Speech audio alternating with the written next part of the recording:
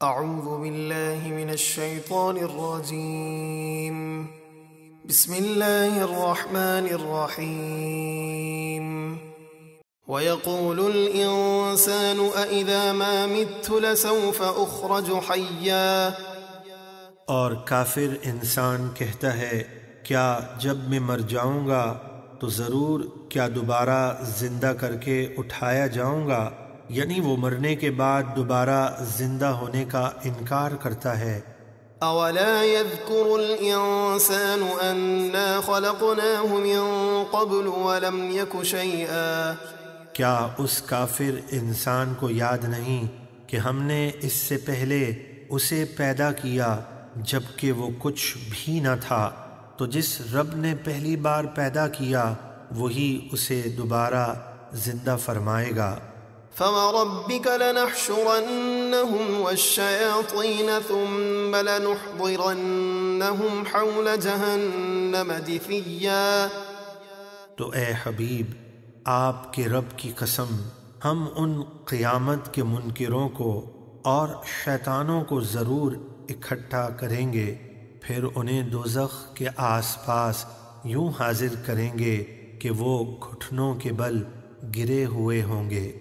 ثم لننزعن من كل شيعة أيهم أشد على الرحمن عتيا، پھر ہم کفار کے ہر گروہ سے ایسے لوگوں کو نکالیں گے جو ان میں رحمان کی نافرمانی کرنے میں سب سے زیادہ بے باک ہوں گے، اور انہیں سب سے پہلے جہنم میں داخل کریں گے۔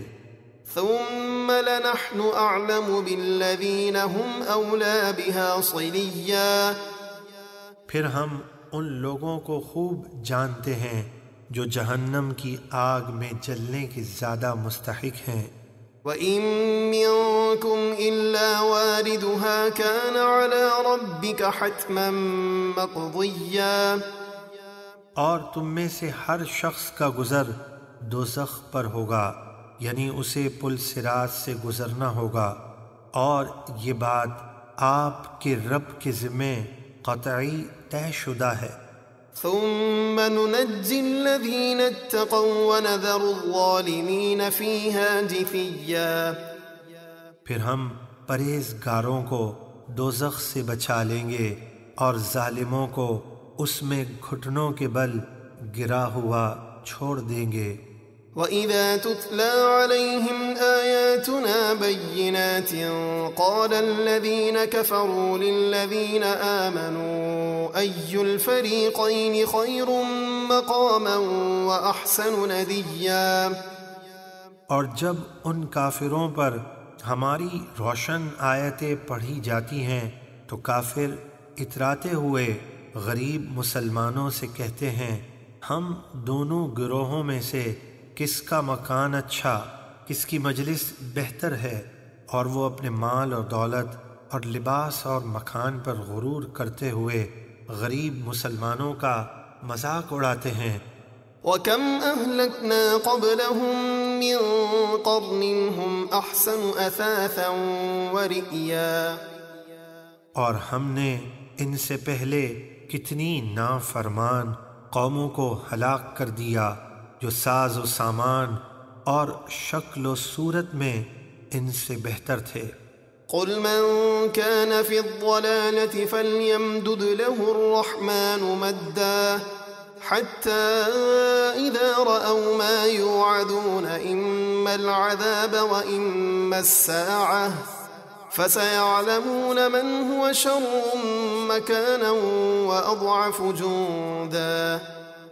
اے حبیب، آپ فرمائیے جو لوگ گمراہی میں غرق ہوں پھر رحمان انہیں خوب ڈھیل دے دے یہاں تک کہ جب وہ اس چیز کو دیکھیں جس کا انہیں وعدہ دیا جاتا ہے، یا تو دنیا کا عذاب یا قیامت میں ذلت و رسوائی، تو اب وہ جان لیں گے کہ کس کا درجہ برا ہے اور کس کا لشکر کمزور، کافروں کا یا مسلمانوں کا۔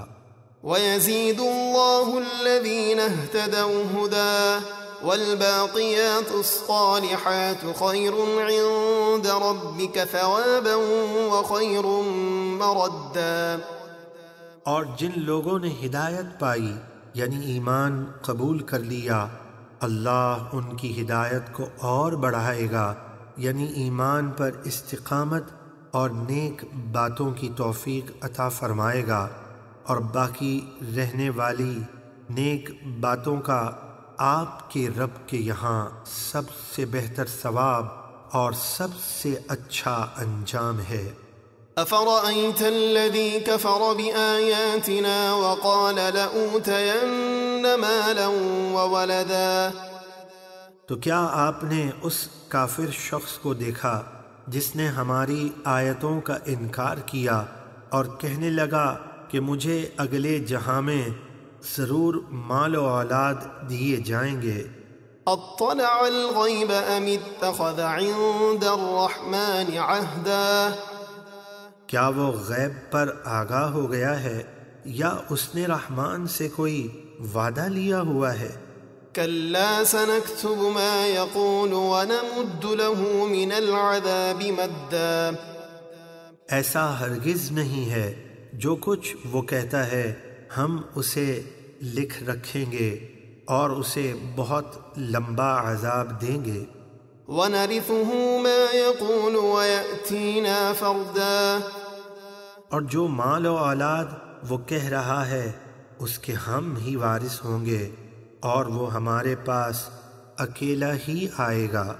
واتخذوا من دون الله آلهة ليكونوا لهم عزا۔